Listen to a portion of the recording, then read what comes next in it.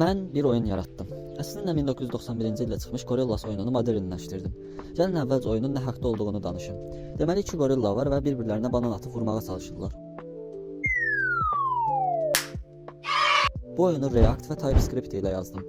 Oyunun iki oynama modu var, kompüterə qarşı və 2 nəfərlik. Kompüterə qarşı oynamaq üçün xüsusi bir alqoritm yazmışam. Deməli, kompüter əvvəlcə 2 ilə 8 arasında random bir rəqəm seçir. Daha sonra xəritənin fərqli yerlərinə həmin rəqəm qədər atış edir.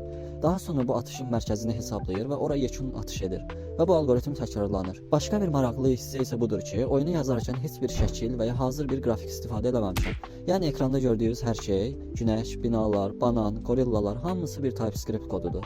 Və son olaraq bunu da deyim ki, oyun yazmağın çətinliklərini də yaşamış oldum. Burada trigonometriyadan, uzaqların məntiqindən və hesablamalardan və s. istifadə etdim. Bu mənim ilk oyunum idi. Yəqin ki, biraz daha təkmilləşdirib yekunlaşdıracağam. Növbəti videoda görüşərik. Sağ olun.